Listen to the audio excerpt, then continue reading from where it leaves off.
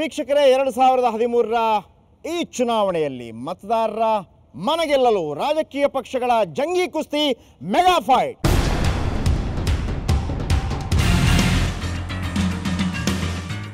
Mega ಫೈಟ್ನಲ್ಲಿ ನಾವು ಈ ಬಾರಿ ಬೆಂಗಳೂರು ನಗರದಲ್ಲಿ ನಡೆಸ್ತಾ ಇರುವಂತಹ ಈ ಕಾರ್ಯಕ್ರಮ.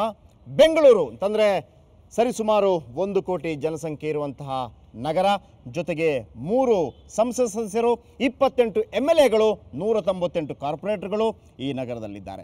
ಹಾಗಾಗಿ ಒಂದು ನಾಣ್ಣುಡಿ ಇದೆ ಭಾರತಕ್ಕೆ ಸಂಬಂಧಪಟ್ಟ ಹಾಗೆ. ಉತ್ತರ ಪ್ರದೇಶದಲ್ಲಿ ಯಾರು ಹೆಚ್ಚಿನ ಸಂಖ್ಯೆಯಲ್ಲಿ MP ಸೀಟ್ಗಳನ್ನು ಗೆಲ್ತಾರೆ ಅವರು ಕೇಂದ್ರದಲ್ಲಿ ಅಧಿಕಾರ ಸ್ಥಾಪಿಸ್ತಾರೆ ಅನ್ನುವಂಥದ್ದು. ಹಾಗೆಯೇ ಬೆಂಗಳೂರು ನಗರದಲ್ಲಿ ಯಾರು ಹೆಚ್ಚಿನ ಸಂಖ್ಯೆಯಲ್ಲಿ MLA ಸ್ಥಾನಗಳನ್ನು ಗಳಿಸ್ತಾರೆ ಅವರು ಮುಂದಿನ ಸರ್ಕಾರ ರಚನೆ ಮಾಡ್ತಾರೆ ಅನ್ನುವಂಥ ಮಾತಿದೆ. ಕಳೆದ ಬಾರಿ 28 ಕ್ಷೇತ್ರಗಳ ಪೈಕಿ 17 ಕ್ಷೇತ್ರಗಳನ್ನು BJP, 10 ಕ್ಷೇತ್ರಗಳನ್ನು ಕಾಂಗ್ರೆಸ್ ಹಾಗೂ 1 ಕ್ಷೇತ್ರಗಳನ್ನು JDS ಗೆದ್ದುಕೊಂಡಿತ್ತು. ಈ ಬಾರಿಯ ಚುನಾವಣೆಯಲ್ಲಿ ಈ ಎಲ್ಲ ಪಕ್ಷಗಳು ಯಾವೆಲ್ಲ ತಯಾರಿಯೊಂದಿಗೆ ಜನರ ಮುಂದೆ ಹೋಗ್ತಾ ಇದೆ, ಜನರು ಆ ಪಕ್ಷಗಳಿಂದ ಏನನ್ನು ಬಯಸ್ತಾ ಇದ್ದಾರೆ, ಯಾರಿಗೆ ವೋಟ್ ಹಾಕ್ತಾರೆ, ಯಾವೆಲ್ಲ ರೀತಿಯಲ್ಲಿ ರಾಜಕೀಯ ಪಕ್ಷಗಳು ಸಿದ್ಧವಾಗಿದೆ, ಇದೇ ಈ ಹೊತ್ತಿನ ಮೆಗಾ ಫೈಟ್.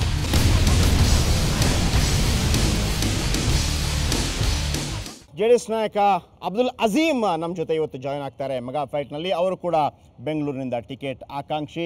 ಕಾರ್ಯಕ್ರಮಕ್ಕೆ ಸ್ವಾಗತ ಅಬ್ದುಲ್ ಅಜೀಮ್ ಅವರೇ. ಹಾಗೆಯೇ ಹಾಲಿ ಶಾಸಕರಾಗಿರುವಂತಹ ಜೊತೆಗೆ BJPಯ ಸಹ ವಕ್ತಾರರಾಗಿರುವಂಥ ಅಶ್ವಥ್ ನಾರಾಯಣ್ ಅವರು ಕೂಡ ಬೆಂಗಳೂರಿನ ಶಾಸಕರು, ಅವರಿಗೂ ಕೂಡ ಕಾರ್ಯಕ್ರಮಕ್ಕೆ ಆತ್ಮೀಯವಾದಂಥ ಸ್ವಾಗತ. ಹಾಗೆಯೇ ಕಾಂಗ್ರೆಸ್ ಮುಖಂಡ ಹಸನಬ್ಬ ಅವರು ಕೂಡ ನಮ್ಮ ಕಾರ್ಯಕ್ರಮದಲ್ಲಿ ಭಾಗಿಯಾಗಿದ್ದಾರೆ. ಹಸನಬ್ಬ ಅವರೇ, ಕಾರ್ಯಕ್ರಮಕ್ಕೆ ಆತ್ಮೀಯವಾದಂಥ ಸ್ವಾಗತ. ಇನ್ನು ದ್ವಾರಕನಾಥ್ ಅವರು ನಮ್ಮ ಜೊತೆ ಪ್ಯಾನಲಿಸ್ಟ್ ಆಗಿರ್ತಾರೆ. ಅವರು ಕೂಡ ಈ ರಾಜಕೀಯ ಪಕ್ಷಗಳ ನಾಯಕರಿಗೆ ಕೆಲವು ಪ್ರಶ್ನೆಗಳನ್ನು ಹಾಕ್ತಾರೆ. ಅವರು ಕೂಡ ಈ ಚರ್ಚೆಯಲ್ಲಿ ಭಾಗವಹಿಸ್ತಾರೆ. ದ್ವಾರಕನಾಥ್ ಅವರೇ, ಕಾರ್ಯಕ್ರಮಕ್ಕೆ ಆತ್ಮೀಯವಾದಂಥ ಸ್ವಾಗತ. ಮೊದಲಿಗೆ ನನ್ನ ಪ್ರಶ್ನೆ ಅಶ್ವಥ್ ನಾರಾಯಣ್ ಅವರಿಗೆ. ಅಶ್ವಥ್ ನಾರಾಯಣ್ ಅವರೇ, ಕಳೆದ ಬಾರಿ 17 ಕ್ಷೇತ್ರಗಳಲ್ಲಿ ನೀವು ಗೆದ್ದಿದ್ರಿ, ಭಾಳ ದೊಡ್ಡ ಪಕ್ಷವಾಗಿ ಹೊರಹೊಮ್ಮಿದ್ರಿ. ಸರ್ಕಾರ ನಿಮ್ಮದು, ಕಾರ್ಪೊರೇಷನ್ ನಿಮ್ಮದು, ಎಲ್ಲವೂ ನಿಮ್ಮದು ಆಗಿರುವಾಗ ಈ ಬಾರಿ ಈ ಚುನಾವಣೆಯಲ್ಲಿ ಎಷ್ಟು ಸ್ಥಾನಗಳನ್ನು ಗೆಲ್ತೀರಿ? ಪರಿಸ್ಥಿತಿ ಹೇಗಿದೆ ನಿಮಗೆ? ಕಳೆದ ಬಾರಿ ನಾವು ಯಾವುದೇ ಅಧಿಕಾರದಲ್ಲಿ ಇರಲಿಲ್ಲ, ಆದರೂ ಜನ ನಮ್ಮ ಒಂದು 20 ತಿಂಗಳ ಒಂದು ಸಾಧನೆಯನ್ನು ನೋಡಿ ನಮಗೆ ಬೆಂಗಳೂರು ಒಳಗಡೆ ವಿಶೇಷವಾಗಿ ಡಿಲಿಮಿಟೇಷನ್ ಆದಂಥ ಸಂದರ್ಭದಲ್ಲಿ 12 ಕ್ಷೇತ್ರ ಇದ್ದಿದ್ದು 28 ಕ್ಷೇತ್ರ ಆಯಿತು. 28 ಕ್ಷೇತ್ರ ಆದಂಥ ಸಂದರ್ಭದಲ್ಲಿ ನಮಗೆ 17 ಸ್ಥಾನಗಳನ್ನು ಬೆಂಗಳೂರಿನ ಜನ BJPಗೆ ಅವಕಾಶವನ್ನು ಮಾಡಿಕೊಟ್ರು. ವಿಶೇಷವಾಗಿ ಈ ಒಂದು ಚುನಾವಣೆಯಲ್ಲಿ ಬೆಂಗಳೂರಿನ ಜನ BJPಗೆ ಎಷ್ಟು ಮಟ್ಟಿಗೆ ಸಹಕಾರ ಕೊಡ್ತಾರೆ ಅನ್ನೋದು ತಾವು ಕೇಳಿದ್ರ. ಈ ಸಲ ವಿಶೇಷವಾಗಿ ಬೃಹತ್ ಬೆಂಗಳೂರು ಮಹಾನಗರ ಪಾಲಿಕೆ ಅಂತ ಹೇಳಿ ಬೆಂಗಳೂರಿನಲ್ಲಿ ಘೋಷಣೆಯನ್ನು ಮಾಡಿ 103 ಹಳ್ಳಿಗಳನ್ನು ನಾವು ಬೆಂಗಳೂರಿನ ತೆಕ್ಕೆಗೆ ತೆಗೆದುಕೊಂಡು ಬಂದಿದ್ದೀವಿ. ವಿಶೇಷವಾಗಿ ಅಲ್ಲಿಗೆ ಸಲ್ಲಬೇಕಾಗಿರ್ತಕ್ಕಂಥ ಮೂಲಭೂತ ಸೌಕರ್ಯಗಳು ಇರಲಿಲ್ಲ. ಅಲ್ಲಿ ಇನ್ನೂ ಕೇವಲ ಪಂಚಾಯಿತಿ ವ್ಯಾಪ್ತಿನಲ್ಲಿದ್ದಂಥ ಹಳ್ಳಿಗಳಿಗೂ ಸಹ ಇವತ್ತು ಬೆಂಗಳೂರಿಗೆ ಸುಮಾರು ಒಂದು 400 MLD ನೀರನ್ನು ತರ್ತಕ್ಕಂಥ ಯೋಜನೆಯನ್ನು ಇಟ್ಕೊಂಡು ಅದನ್ನು ಸಾಕಾರವನ್ನುಗೊಳಿಸಿ ಕಳೆದ 2 ತಿಂಗಳ ಹಿಂದೆ ಬೆಂಗಳೂರಿಗೆ ಕುಡಿಯೋ ನೀರನ್ನು ತಂದಿದ್ದೀವಿ. ವಿಶೇಷವಾಗಿ ಏನು ಹೊಸದಾಗಿ ಸೇರಿಕೊಂಡಂಥ ಹಳ್ಳಿ ಪ್ರದೇಶಗಳಿದೆ, ಆ ಎಲ್ಲ ಹಳ್ಳಿ ಪ್ರದೇಶಗಳಿಗೆ ಈಗಾಗಲೇ ಕುಡಿಯೋ ನೀರಿನ ವ್ಯವಸ್ಥೆ ಆಗ್ತಾಯಿದೆ. ಬೆಂಗಳೂರು ನಗರದಲ್ಲಿ ಇವತ್ತು ಉದಾಹರಣೆಗೆ ನಾವಿಲ್ಲಿ RC ಕಾಲೇಜಲ್ಲಿ ಈ ಕ್ಯಾಂಪಸ್ಸಲ್ಲಿ ಒಂದು ಮೆಗಾ ಫೈಟ್ ಕಾರ್ಯಕ್ರಮ ಮಾಡ್ತಾಯಿದ್ವಿ. ಮೈಸೂರು ಬ್ಯಾಂಕಿಂದ RC ಕಾಲೇಜಿಗೆ ಬರಬೇಕಾದ್ರೆ ಚಾಳುಕ್ಯ ಸರ್ಕಲ್ಗೆ ಬರಬೇಕಾದ್ರೆ 20 ನಿಮಿಷ ಟೈಮ್ ಇತ್ತು. ಇವತ್ತು ಒಂದು ಅಂಡರ್ ಪಾಸನ್ನು ಮಾಡಿ ಕೇವಲ 2 ನಿಮಿಷ ಅಥವಾ 3 ನಿಮಿಷದಲ್ಲಿ RC ಕಾಲೇಜಿಗೆ ನಾವು ರೀಚ್ ಆಗ್ತೀವಿ. ಮೈಸೂರು ರೋಡ್ ಫ್ಲೈಓವರಿಂದ ಕೆಂಗೇರಿಗೆ ತಲುಪಬೇಕಾದ್ರೆ 1 ಗಂಟೆ ಹರಸಾಹಸ ಮಾಡಬೇಕಾಯಿತು. ಇವತ್ತು ನಾವು ಮತ್ತು ಮುಸ್ಲಿಂ ಬಾಂಧವರ ಒಂದು ಸೌಹಾರ್ದತೆಯಿಂದ ಆ ಬಾಪೂಜಿ ನಗರದಲ್ಲಿದ್ದಂಥ ಒಂದು ಮಸೀದಿಯನ್ನು ಅವರ ನಮ್ಮ ಒಂದು ಒಪ್ಪಂದದಲ್ಲಿ ಅದನ್ನು ವೈಡನ್ ಮಾಡಲಿಕ್ಕೆ ಅವಕಾಶವನ್ನು ಮಾಡಿಕೊಟ್ರು. ಇವತ್ತು ಮೈಸೂರು ರಸ್ತೆ ಭಾಳ ಚೆನ್ನಾಗಿ ವೈಡನ್ ಆಗಿ ಇವತ್ತು ಟ್ರಾಫಿಕ್ಕಿನ ಸಮಸ್ಯೆ ಇದೆ. ಇವತ್ತು ಬೆಂಗಳೂರಲ್ಲಿ ಮಾಡಿರ್ತಕ್ಕಂಥ ಸರ್ಕಲ್ ವೈಡನ್ ಆಗ್ಬೋದು, ಫುಟ್ಪಾತ್ ವೈಡನ್ ಆಗ್ಬೋದು, ಮತ್ತು ರಸ್ತೆಗಳು, ಮತ್ತು ವ್ಯವಸ್ಥಿತವಾದಂಥ ಫ್ಲೈಓವರ್ಗಳು, ಮತ್ತು ಅಂಡರ್ ಪಾಸ್ಗಳು, ಮತ್ತು ಸಾಕಷ್ಟು ಸೌಲಭ್ಯಗಳನ್ನು ಬೆಂಗಳೂರು ಮಹಾನಗರದ ಜನತೆಗೆ ಅವರ ನಿರೀಕ್ಷೆಗೆ ತಕ್ಕಂತೆ ನಾವು ಕೊಟ್ಟಿದ್ದೀವಿ. ಅದು ನಮಗೆ ಒಂದು ಶ್ರೀರಕ್ಷೆ ಮತ್ತು ಸಾಕಷ್ಟು ಅಭಿವೃದ್ಧಿ ಕೆಲಸಗಳು ನಮ್ಮ ಸರ್ಕಾರದಲ್ಲಿ ಬೆಂಗಳೂರಿಗೆ ನಾವು ಮಾಡಿಕೊಟ್ಟಿದ್ದೀವಿ. ಆ ಒಂದು ಆಶೀರ್ವಾದ ನಮ್ಮ ಪಕ್ಷದ ಮೇಲೆ ಇರುತ್ತೆ ಅನ್ನತಕ್ಕಂಥ ವಿಶ್ವಾಸದ ಮೇಲೆ ಸುಮಾರು 20 ಸ್ಥಾನಕ್ಕಿಂತಲೂ ಹೆಚ್ಚಿಗೆ ನಾವು ಗೆಲ್ತೀವಿ ಅನ್ನತಕ್ಕಂಥ ವಿಶ್ವಾಸ ನಮಗೆ. 20 ಸ್ಥಾನಗಳು. ಓಕೆ, ಹಸನಬ್ಬ ಅವರೇ, ಕಳೆದ ಬಾರಿ ಒಂದು ಮಾತು ಕೇಳಿ ಬರ್ತಾ ಇತ್ತು, ಕೆಲವು ಕಾಂಗ್ರೆಸ್ ನಾಯಕರು ಯಾವ ರೀತಿ ಲಾಭಿ ನಡೆಸಿದ್ರು ಬೆಂಗಳೂರಿನ MLA ಸೀಟ್ಗಳಿಗಾಗಿ, ಯಾರೆಲ್ಲ ಟಿಕೆಟ್ ಸಿಗಬೇಕು ಅನ್ನೋಂಥ ಕಾರಣಕ್ಕಾಗಿ. ಸೊ ಹಾಗಾಗಿ ಇನ್ನೂ ಹೆಚ್ಚಿನ ಅವಕಾಶ ಇತ್ತು ಕಾಂಗ್ರೆಸ್ಗೆ ಗೆಲ್ಲುವಂಥದ್ದು. ಎಲ್ಲವೂ ಕೂಡ ಯಾಕೆಂತಂದರೆ ಕಾಂಗ್ರೆಸ್ ಪಕ್ಷಕ್ಕೆ BJPಯ ವೈಫಲ್ಯಗಳು ಗೆಲುವನ್ನು ತಂದು ಕೊಡೋದಿಲ್ಲ. ಯಾಕಂದರೆ ಕಾಂಗ್ರೆಸ್ನ ನಾಯಕರೇ ಯಾವತ್ತೂ ಕೂಡ ವಿರೋಧ ಪಕ್ಷ. ಸೊ ಹಾಗಾಗಿ ಈ ಬಾರಿ ಯಾವ ಒಂದು ಮುಖವನ್ನು ಹೊತ್ತುಕೊಂಡು ನೀವು ಜನರ ಬಳಿ ಹೋಗ್ತೀರಿ, ಏನಿದೆ ಕಾಂಗ್ರೆಸ್ನಲ್ಲಿ ಅಂತ ಒಂದು ಪ್ರಣಾಳಿಕೆಯಲ್ಲಿ? ಮೊದಲದಾಗಿ ನಿಮ್ಮ ಒಂದು ಮಾತನ್ನು ನಾನು ಖಂಡಿತವಾಗಿ ಒಪ್ಕೊಳ್ತೀನಿ. ಏನು ಅಂತಂದರೆ, ಕಾಂಗ್ರೆಸ್ಸನ್ನು ಸೋಲಿಸಲಿಕ್ಕೆ ಕಾಂಗ್ರೆಸ್ ಪಕ್ಷದವರಿಂದ ಮಾತ್ರ ಸಾಧ್ಯ. ಯಾವ BJP ಆಗಲಿ, ಯಾವ JDS ಆಗಲಿ, ಯಾವ KJP ಆಗಲಿ, ಯಾರಿಂದೂ ಸೋಲಿಸಲಿಕ್ಕೆ ಸಾಧ್ಯ ಇಲ್ಲ. ಕಾರಣ ಏನು ಅಂತಂದರೆ, ನಮ್ಮಲ್ಲಿ ಕೂಡ ಬಹಳ ದೊಡ್ಡ ಒಂದು ರಾಷ್ಟ್ರೀಯ ಪಕ್ಷ, ಅನೇಕ ಆಕಾಂಕ್ಷಿಗಳು, ಪ್ರತಿಯೊಬ್ಬರೂ ಕೂಡ ನಾವು ಶಾಸಕರಾಗಬೇಕು ಅಂತ ಹೇಳುವಂಥ ಆಸೆಯಿಂದ, ನಾವು ಗೆದ್ದೇ ಗೆಲ್ತೀವಿ ಅಂತ ಹೇಳುವಂಥ ಭರವಸೆಯಿಂದ ಕಾಂಗ್ರೆಸ್ ಪಕ್ಷ ಟಿಕೆಟ್ಗಾಗಿ ಅರ್ಜಿ ಕೊಟ್ಟಿದ್ದಾರೆ. ಅದರಲ್ಲಿ ನಾವು ಸುಮಾರು 2,000 ಚಿಲ್ಲರೆ ಅಭ್ಯರ್ಥಿಗಳಿಗೆ ನಾವು ನಿರಾಶೆ ಮಾಡಲೇಬೇಕಾಗುತ್ತೆ. ಮಾಡಿದಂಥ ಸಂದರ್ಭದಲ್ಲಿ ನಾನು ನಮ್ಮ ನಾಯಕರಿಗೂ ಹೇಳಿದೆ ಈ ಮಾತನ್ನು, ಕಾಂಗ್ರೆಸ್ಗೆ ಇರುವಂಥ ಈ ಚುನಾವಣೆಯಲ್ಲಿ ಇರುವಂತಹ ಬಹಳ ದೊಡ್ಡ ಅಪಾಯ ಏನು ಅಂತಂದರೆ, ಹಿಂದೆ ಯಾರಾದರೂ ಕಾಂಗ್ರೆಸ್ ಪಕ್ಷದಲ್ಲಿ ನನಗೆ ಇವರು ಟಿಕೆಟ್ ಕೊಡಲಿಲ್ಲ, ಅನ್ಯಾಯ ಮಾಡಿದರು ಅಂತಂದರೆ ಅವರು ಹೋಗಿ ಇಂಡಿಪೆಂಡೆಂಟಾಗಿ ನಿಲ್ಲಬೇಕಾಗಿತ್ತು. ಆದರೆ ಈಗ ಆ ಪರಿಸ್ಥಿತಿ ಇಲ್ಲ. 4-5 ಪಕ್ಷಗಳು ಬೆಂಚ್ ಹಾಕ್ಕೊಂಡು B.Pharm ಟೇಬಲ್ ಇಟ್ಕೊಂಡು ಕಾಯ್ತೇವೆ, ಬನ್ನಿ ಬನ್ನಿ ಬನ್ನಿ, ನಿಮ್ಮ ಎಲೆಕ್ಷನ್ ಖರ್ಚೆಲ್ಲ ನಾವು ನೋಡ್ಕೊಳ್ತೇವೆ, ನಮ್ಮ ಪಕ್ಷ ಟಿಕೆಟ್ ತೆಗೆದುಕೊಳ್ಳಿ ಅಂತೇಳಿ ಕರೀಲಿಕ್ಕೆ ಯಾರು ನಮ್ಮಿಂದ ಬಿಟ್ಟು ಹೋಗ್ತಾರೆ, ಯಾರು ಬಲಿಷ್ಠ ಅಭ್ಯರ್ಥಿಗಳಿದ್ದಾರೆ, ಇಂಥವನ್ನ ಕಾದುಕೊಂಡು ಕೂತಿದ್ದಾರೆ. ಆಮೇಲೆ ಅಶ್ವತ್ಥನಾರಾಯಣ ಬಹಳ ಹೇಳಿದರು ಅವರ ಸಾಧನೆ ಬಗ್ಗೆ, ಪಕ್ಷದ ಸಾಧನೆ ಬಗ್ಗೆ. ಇವರು ಹೇಳಿದಂಥ ಎಲ್ಲ ಕಾರ್ಯಕ್ರಮಗಳ ಪಟ್ಟಿಯಲ್ಲೂ ಕೂಡ ಕೇಂದ್ರ ಸರ್ಕಾರದ ಪಾಲು 70%ಕ್ಕಿಂತಲೂ ಕೂಡ ಹೆಚ್ಚಿದೆ ಅಂತ ಹೇಳಿದ್ರೆ ಹೇಳಲಿಕ್ಕೆ ಅವ್ರು ಮರ್ತುಬಿಟ್ರು. ಎಲ್ಲ ಈ JNRM ಯೋಜನೆ ಅಡಿಯಲ್ಲಿ ಕೇಂದ್ರ ಸರ್ಕಾರದಿಂದ ಬಂದ ಪಾಲುದಾರಿಕೆಯಿಂದ ಅವ್ರು ಮಾಡಿದಂಥ ಕೆಲಸಗಳು. ಓಕೆ, ನಾನು ಒಪ್ಕೊಳ್ತೀನಿ. ನೀವು 1,16,000 ಕೋಟಿ ರೂಪಾಯಿ ಬಡ್ಜೆಟ್ ಕೊಟ್ಟು ಇದನ್ನೆಲ್ಲ ನಾವು ನಮ್ಮ ಮನೆಗೆ ತಗೊಂಡು ಹೋಗ್ತೀವಿ ಅಂತ ಹೇಳಲಿಕ್ಕೆ ಮಾಡಲಿಕ್ಕೆ ಆಗೋದಿಲ್ಲ. ಆ 1,16,000 ಕೋಟಿ ರೂಪಾಯಿಗೂ ಅಕೌಂಟ್ ಕೊಡಬೇಕು, ಯಾವುದಕ್ಕೆ ಖರ್ಚು ಮಾಡ್ತೀವಿ ಅಂತ ಹೇಳಬೇಕು ಮೊದಲೇ ಬಜೆಟಲ್ಲಿ. ಅದರ ಪ್ರಕಾರವೇ ನೀವು ಖರ್ಚು ಮಾಡಬೇಕು. ಏನು ಮಾಡಲಿಕ್ಕಾಗುತ್ತೆ ಅಶ್ವತ್ಥನಾರಾಯಣ ಅವರು? ಲಕ್ಷ ಕೋಟಿ ತಗೊಂಡು ಮನೆ ತಗೊಂಡು ಅಭಿವೃದ್ಧಿ ಕೆಲಸ ಮಾಡಲೇಬೇಕು. ನೀವು ಬಡ್ಜೆಟ್ ಮಂಡಿಸಿದ್ಮೇಲೆ ATR ರಿಪೋರ್ಟ್ ಅಂತ ಕೊಡ್ತಾರಲ್ಲ, ಆಕ್ಷನ್ ಟೇಕನ್ ರಿಪೋರ್ಟ್ ಅಂತ, ಗೊತ್ತಿ ನಿಮಗೂ ಶಾಸಕನಾಗಿದ್ದವನು, ನನಗೂ ಗೊತ್ತಿದೆಯಲ್ಲ. ಸುಮ್ಮನೆ 1,16,000 ಕೋಟಿ ಬಡ್ಜೆಟ್ ಮಂಡಿಸಿದ್ಮೇಲೆ ಕಳೆದ ವರ್ಷ 1 ಲಕ್ಷ ಬಡ್ಜೆಟ್ ಮಂಡಿಸಿದ್ವಿ. ಏನೇನು ಕೆಲಸ ಆಗಿದೆ ಅಲ್ಲ, ಏನೇನು ಕೆಲಸ ಆಗಿದೆ ರಿಪೋರ್ಟ್ ಕೊಟ್ಟಿದೆಯಲ್ಲ. 1 ಲಕ್ಷದ ಖರ್ಚು ಬಡ್ಜೆಟ್ ಮಂಡಿಸಿದ್ದೀವಿ. 70,000 ಕೋಟಿ ಖರ್ಚು ಮಾಡಿದ್ದೀರಾ? ಇಲ್ಲ, 60,000 ಕೋಟಿ, 60 ಲಕ್ಷ ಕೋಟಿ ಖರ್ಚಾಗಿದೆ. ಅಲ್ಲಿ ಏನಾಗಿದೆ, ಇನ್ನೊಂದು 40% ಆನ್ಗೋಯಿಂಗ್ ವರ್ಕ್ ಇದೆ. ಈಗ ಕೆಲವು ಪ್ರಾಜೆಕ್ಟ್ ಕಂಪ್ಲೀಟ್ ಆಗಿರೋದಿಲ್ಲ, ಅವಕ್ಕಿನ್ನೂ 1 ವರ್ಷ 2 ವರ್ಷ. ಇವಾಗ ಕೆಲವು ಮೆಗಾ ಪ್ರಾಜೆಕ್ಟ್ ಸರ್ಕಾರದ ಅವಧಿ ತೀರ್ತದೆ, ಕೆಲಸದ ಅವಧಿ ಇನ್ನೂ ಕಂಟಿನ್ಯೂ ಆಗ್ತಾ ಇದೆ. ಕಳೆದ ವರ್ಷ ಕೊಟ್ಟಿರ್ತಕ್ಕಂಥ, ಒಂದು ನಿಮಿಷ ಇರಿ ದಯಮಾಡಿ ಸಾರ್ವಜನಿಕರು, ಕಳೆದ ವರ್ಷ ಒಂದು ಪ್ರಾಜೆಕ್ಟಿಗೆ ಟೆಂಡರ್ ಕರೆದಿರ್ತಾರೆ, ಸರ್ಕಾರ ಮುಗೀತು ಅಂತ ಹೇಳಿದಕ್ಕೆ ಆ ಪ್ರಾಜೆಕ್ಟನ್ನು ಕಂಪ್ಲೀಟ್ ಮಾಡ್ಲಿಕ್ಕೆ ಆಗ್ತದಲ್ಲ, ಅದಕ್ಕೊಂದು ಟೈಮ್ ಬೇಕಲ್ಲ. 1 ವರ್ಷ 2 ವರ್ಷ, ಯಾವುದೋ ಒಂದು ದೊಡ್ಡದೊಂದು ಬ್ರಿಡ್ಜು, ಫ್ಲೈಓವರು, ಅದು ನಮ್ಮ ಸರ್ಕಾರ ಮುಗೀತು ಅಂತಾನೆ ಅರ್ಧಂಬರ್ಧ ಕಟ್ಟಲಿಕ್ಕಾಗಲ್ಲ. ಅದನ್ನು ನಮ್ಮ ಸರ್ಕಾರಕ್ಕೂ ಪ್ರಾಜೆಕ್ಟ್ಗೂ ಸಂಬಂಧ ಇಲ್ಲ.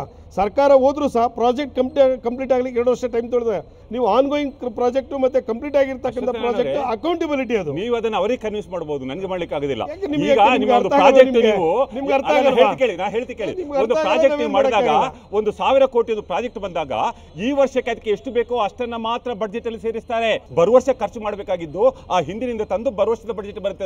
ಅದು ಈಗ ಒಂದು ಇಂಜಿನಿಯರಿಂಗ್ ಕಾಲೇಜ್ ಕನ್ಸ್ಟ್ರಕ್ಷನ್, ಅದಕ್ಕೊಂದು 2,000 ಕೋಟಿ ದುಡ್ಡು ಬೇಕಾಗುತ್ತೆ. ಈ ವರ್ಷಕ್ಕೆ ಮಾತ್ರ ಆಗೋಷ್ಟು 500 ಕೋಟಿ ಕೊಡ್ತಾರ, ಅಷ್ಟೇ ಕೊಡೋದು. ಇಲ್ಲಿ ಕೇಳಿ, 2,000 ಕೋಟಿಯಿಂದ ಒಂದು 500 ಕೋಟಿ ರಿಸರ್ವ್ ಮಾಡಿ ಇಟ್ಟಿರ್ತಾರೆ ಅಷ್ಟೇ. ಅದನ್ನೇ ಆ ಪ್ರಾಜೆಕ್ಟ್ ಕೆಲಸ ನಡೀತಾ ಮುಂದಿನ ಬಡ್ಜೆಟ್ ಅಲ್ಲೇ ಬಿಡುಗಡೆ ಮಾಡ್ತಾರೆ. ಅದು ಮುಂದಿನ ಬಡ್ಜೆಟ್ ಬಿಡುಗಡೆ ಮಾಡೋದು sir. Action taken report book ಕೊಟ್ಟಿದೆ, ಆ ಬುಕ್ ಬುಕ್ಕಿನ ಮೇಲೆ ಬೇಕಾದ್ರೆ ಚರ್ಚೆ ಇಟ್ಕೊಳ್ಳಿ. ನಾವೇನ್ ಹೇಳಿದ್ದೇನು, ನಾವು ಮಾಡಿದ್ದೇನು ಅಂತದ್ದು ಬುಕ್ ಇಟ್ಕೊಂಡ್ಬೇಕಾದ್ರೆ ಚರ್ಚೆ ಮಾಡಿ. ನೀವು ಮಾಡಿದ್ದೇನು ಅಂತ ಹೇಳೋದು ನಮ್ಗೆ ಗೊತ್ತಿದೆ, ನೀವು ಹೇಳಿದ್ದೇನು ಅಂತ ಹೇಳೋದು ಗೊತ್ತಿದೆ. ಅದ್ರ ಜೊತೆಗೆ ಅಶ್ವತ್ಥನಾರಾಯಣ ಅವರು ನಿಮ್ಮ ಬಗ್ಗೆ ಒಂದು ಪ್ಲಸ್ ಪಾಯಿಂಟ್ ಕೂಡ ಹೇಳಿದ್ದಾರೆ. ಯಾಕಂದ್ರೆ ಕೇಂದ್ರದ ನೆರವಿನಿಂದ ನೀವು ಕೆಲಸ ಮಾಡಿದ್ರಿ ಅಂತ ಹೇಳಿದ್ದಾರೆ. ಕೇಂದ್ರದಿಂದ ದುಡ್ಡು ಬಂದಿದ್ರು ಕೂಡ ಒಂದು ಕಡೆ ಅವ್ರದ್ದು ಕೆಲಸವನ್ನ ಮಾಡಬೇಕಾಗತ್ತೆ ಸರ್. ನಾನು ಇಲ್ಲ ಅಂತ ಕೇಂದ್ರ ನರಮ್ ಪ್ರಾಜೆಕ್ಟ್ ಅಲ್ಲಿ ಈಗ ಬೆಂಗಳೂರು ಒಳಗಡೆ ದೊಡ್ಡ ದೊಡ್ಡ ಬಸ್ ಸ್ಟ್ಯಾಂಡ್ ಗಳನ್ನ ಕನ್ಸ್ಟ್ರಕ್ಷನ್ ಮಾಡಿದ್ದಾರೆ ಸನ್ಮಾನ್ಯ ಅಶೋಕ್ ರವರು. ಅದು ರಾಜ್ಯ ಸರ್ಕಾರದೇ ಪಾಲಲ್ಲ, ಕೇಂದ್ರ ಸರ್ಕಾರದ ಪಾಲಿದೆ ಸಮೇತ. ನಾನು ಇಲ್ಲ ಅಂತ ನಾನು ಹೇಳ್ತೇನಲ್ಲ, ಆದರೆ ಅದಕ್ಕೆ ನಾವು ಮತ್ತೆ ಮ್ಯಾಚಿಂಗ್ ಕಾಂಟ್ರಿಬ್ಯೂಷನ್ ಕೊಡ್ಲೇಬೇಕಾಗ್ತದೆ. ಈಗ ಎಷ್ಟು ಸರ್ಕಾರಗಳು ಈ ರೀತಿ ಕೇಂದ್ರ ಸರ್ಕಾರದ ಹಣವನ್ನು ಉಪಯೋಗಿಸ್ಕೊಂಡಿದ್ದಾರೆ. ಬೇರೆ ಬೇರೆ ರಾಜ್ಯದಲ್ಲೂ ಬೇರೆ ಬೇರೆ ಪಾರ್ಟಿಯ ಸರ್ಕಾರಗಳಿದೆ. ಕಾಂಗ್ರೆಸ್ ಸರ್ಕಾರ ಆಂಧ್ರದಲ್ಲಿದೆ. ಇಂಥ ನರ್ಮ್ ಕೇಂದ್ರ ಸರ್ಕಾರದ ಪ್ರಾಜೆಕ್ಟನ್ನು ಯಾಕೆ ಆಂಧ್ರದಲ್ಲಿರ್ತಕ್ಕಂಥ ಕಾಂಗ್ರೆಸ್ ಸರ್ಕಾರ ಉಪಯೋಗಿಸ್ಕೊಳ್ಳಲ್ಲ? Matching contribution ಕೊಡಬೇಕಾಗ್ತದಕ್ಕೆ. ಆ ಒಂದು ಕೆಪಾಸಿಟಿ ರಾಜ್ಯ ಸರ್ಕಾರಕ್ಕೆ ಬರಬೇಕಾಗ್ತದೆ. ಆ ಕೆಪಾಸಿಟಿ ಇಡೀ ದೇಶದಲ್ಲಿ 2ನೇ ಫೈನಾನ್ಷಿಯಲ್ ಗೌರ್ಮೆಂಟ್ ಅಂತೇಳಿ, ತುಂಬ ಒಳ್ಳೆ ಗೌರ್ಮೆಂಟ್ ಅಂತೇಳಿ ರಿಸರ್ವ್ ಬ್ಯಾಂಕ್ ಸರ್ಟಿಫಿಕೇಟ್ ಕೊಟ್ಟಿರ್ತಕ್ಕಂಥ ಮೊದಲನೇದು ಕರ್ನಾಟಕ ರಾಜ್ಯ ಸರ್ಕಾರಕ್ಕೆ. ನೀವು ಅದನ್ನು ಅರ್ಥ ಮಾಡ್ಕೋಬೇಕು. ಪ್ರಶ್ನೆ ಆಂಧ್ರದಲ್ಲಿ ಎತ್ತಿನಗಡೆಯಲ್ಲಿ ಓಡಾಡ್ತಿದ್ರು, ಎತ್ತಿನಗಡೆ ನೀವು ಅಲ್ಲಿ ಆ ತರದ ಪ್ರಾಜೆಕ್ಟ್ ನೀವು ಬಸ್ ಆಂಧ್ರದಲ್ಲಿ ಹೋಗಿ ನೋಡಿ ಸ್ವಾಮಿ. ಹೈದರಾಬಾದ್ ಬಸ್ ಸ್ಟ್ಯಾಂಡ್ಗಳನ್ನ ನೋಡಿ ಆಂಧ್ರದ್ದು, ಬಸ್ಗಳನ್ನ ನೋಡಿ ಆಂಧ್ರದ್ದು. ಆಮೇಲೆ ಹೇಳಿ. Okay fine. ಈಗ ಅಬ್ದುಲ್ ಅಜೀಮ್ ಅವರಿದ್ದಾರೆ. ಅಬ್ದುಲ್ ಅಜೀಮ್ ಅವರೇ, ಮೊದಲಿಂದಲೂ JDS ಪಕ್ಷವನ್ನು ಹೇಳಲಾಗುತ್ತೆ, ಅದು ಗ್ರಾಮೀಣ ಪ್ರದೇಶದ ಪಕ್ಷ ಅಂತ ಹೇಳಲಾಗತ್ತೆ. ಆದರೆ ಪದೇ ಪದೇ ಕೂಡ ನಿಮಗೆ ಕಳೆದ ಬಾರಿ ಒಂದು ಸೀಟ್ ಬಂದಿತ್ತು. ನಿಮ್ಮ ನಾಯಕರಾದಂಥ ಕುಮಾರಸ್ವಾಮಿ ಅವರು ಪದೇ ಪದೇ ಹೇಳ್ತಾ ಇದ್ರು, ನಾವು ಈ ಬಾರಿ ಅರ್ಬನ್ ಪ್ರದೇಶದಲ್ಲಿ ಬೆಂಗಳೂರಿನಲ್ಲಿ ಹೆಚ್ಚಿನ ಒಂದು ಶಾಸಕ ಸ್ಥಾನವನ್ನು ಗಳಿಸ್ತೇವೆ ಅನ್ನುವಂಥದ್ದು. ಆದರೆ ಈಗ ಕಾಂಗ್ರೆಸ್ ಹಾಗೂ BJPಯ ಈ ಒಂದು ಪ್ರಬಲ ಪೈಪೋಟಿ ನಡುವೆ ಬೆಂಗಳೂರಿನಂಥ ನಗರದಲ್ಲಿ JDSಗೆ ಎಷ್ಟು ಅವಕಾಶಗಳಿದೆ? ನೋಡಿ, ಕಾಂಗ್ರೆಸ್ಸು ಮತ್ತು BJP ಸರ್ಕಾರಕ್ಕೆ ಕಂಪೇರ್ ಮಾಡಿ ನೋಡಿದಾಗ ಸುಮಾರು 50-55 ವರ್ಷಗಳ ಕಾಲ ಬೆಂಗಳೂರು ನಗರ ಆಳಿದ್ದಾರೆ ಕಾಂಗ್ರೆಸ್ನವರು. ಈಗ ಸುಮಾರು 5 ವರ್ಷಗಳಿಂದ BJP ಅಧಿಕಾರದಲ್ಲಿದೆ.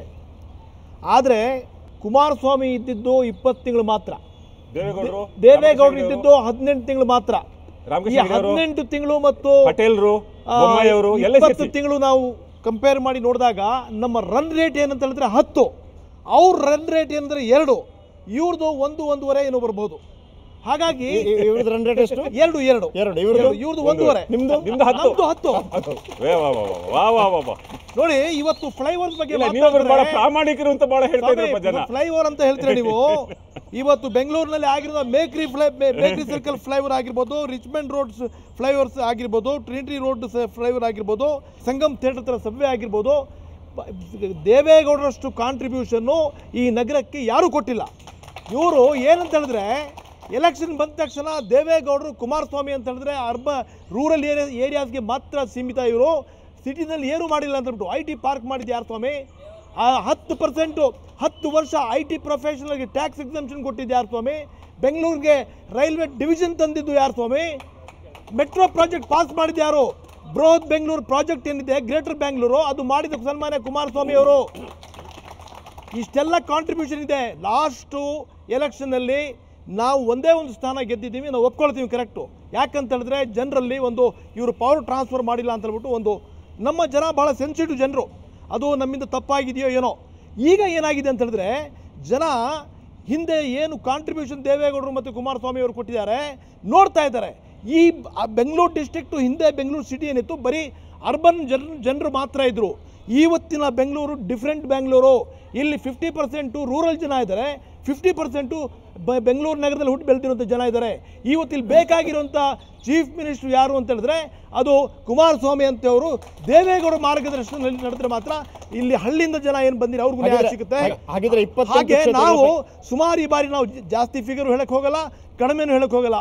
14 ಸೀಟ್ ನಾವು ಗೆಲ್ತೀವಿ. ಈ ಬಾರಿ ತೋರಿಸ್ಕೊಡ್ತೀವಿ JDS ಪಕ್ಷ ಏನು, ಕುಮಾರಸ್ವಾಮಿ ಅಂತ ನಾಯಕರು ಇವತ್ತು ಬೇಕಾಗಿದೆ ನಮ್ಮ ಬೆಂಗಳೂರು ಸಿಟಿಗೆ. ಈಗ ಅಜೀಮ್ ಅವರಿಗೆ ಪಾಪ 10 ಮಾರ್ಕ್ ತಗೊಳ್ಬೇಕು ಅಂತ ಭಾಳ ಆಸೆ. ನಾನು ಕೊಟ್ಟು ಬಿಡ್ತೀನಿ. ದೇವೇಗೌಡರು ಮಾಡಿದ್ದಾರೆ ಕೆಲಸ, BJP ಸರ್ಕಾರವು ಕೂಡ. SM ಕೃಷ್ಣ ಅವರ ಕಾಲದಲ್ಲಿ ಬೆಂಗಳೂರಿಗೆ ಏನು ಮಾಡಿಲ್ಲ ಸ್ವಾಮಿ, 0. ಒಪ್ಕೊಳ್ತೀರಾ? ಏನು ಮಾಡಿಲ್ಲ ಸ್ವಾಮಿ. ಇಲ್ಲಿ ನಾನು ಹೇಳೋದಕ್ಕೆ ಕೇಳಿ. ಓಕೆ, ದ್ವಾರಕನಾಥ್ ಅವರೇ, JDS ಇರ್ಬೋದು, ಕಾಂಗ್ರೆಸ್ ಇರ್ಬೋದು, BJP ಇರ್ಬೋದು, ತಮ್ಮ ಪ್ರಾಬಲ್ಯದ ಬಗ್ಗೆ ಅವರು ಹೇಳ್ಕೊತಿದ್ದಾರೆ. 20 ಅನ್ನುವಂಥದ್ದು. ಒಟ್ಟು ಕ್ಷೇತ್ರ ಇರೋದು 28. ಸೊ ಒಂದೋ ಕ್ಷೇತ್ರವನ್ನು ಜಾಸ್ತಿ ಮಾಡಬೇಕು, ಇವರೆಲ್ಲರೂ ಗೆದ್ದು ಬರಬೇಕು ಅಂತಂದರೆ. ಬಟ್ ಜನರು ಏನನ್ನು ನಿರೀಕ್ಷೆ ಮಾಡ್ತಾ ಇದ್ದಾರೆ ಈ 3 ಪಕ್ಷಗಳಿಂದ?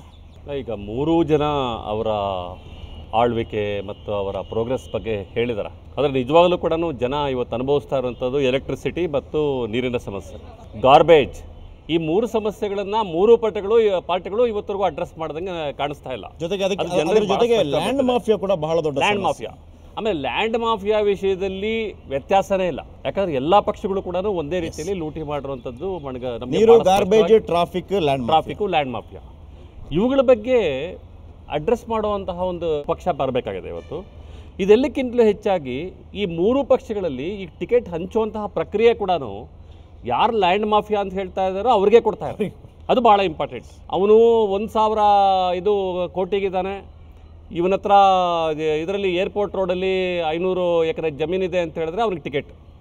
ನನಗನ್ಸುವಂಥದ್ದು ಈ ಸಮಸ್ಯೆಗಳನ್ನು ಅಡ್ರೆಸ್ ಮಾಡುವಂಥದ್ದು ಆಗಬೇಕಾಗಿದೆ. ಓಕೆ, ಮೆಗಾ ಫೈಟ್ನಲ್ಲಿ ನೀವು ನೋಡಿದ್ರಿ, ಎಲ್ಲ ರಾಜಕೀಯ ಪಕ್ಷಗಳ ಮುಖಂಡರು ಕೂಡ ಯಾವ ರೀತಿ ಬೆಂಗಳೂರು ನಗರದಲ್ಲಿ ತಮ್ಮ ಆಧಿಪತ್ಯ ಸ್ಥಾಪಿಸ್ತೇವೆ, ಯಾವ ಕಾರಣಕ್ಕಾಗಿ ಜನ ನಮಗೆ ವೋಟ್ ಹಾಕ್ತಾರೆ ಅನ್ನೋ ಮಾತನ್ನು ಹೇಳಿದರು. ಆದರೆ ನಿಜವಾದ ಪ್ರಶ್ನೆಯನ್ನು ಕೇಳುವವರು ಜನಗಳು. ಕಳೆದ 5 ವರ್ಷದ ಚುನಾವಣೆಯ ನಂತರ ಮತ್ತೊಮ್ಮೆ ಚುನಾವಣೆ ಬಂದಿದೆ.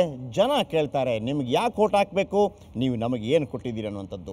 ಹಾಗಾಗಿ ಜನರಿಂದ ಪ್ರಶ್ನೆಗಳನ್ನು ಕೇಳಿಸೋಣ. ಅದಕ್ಕಿಂತ ಮೊದಲು ಮೆಗಾ ಫೈಟ್ನಲ್ಲಿ ಒಂದು ಬ್ರೇಕ್.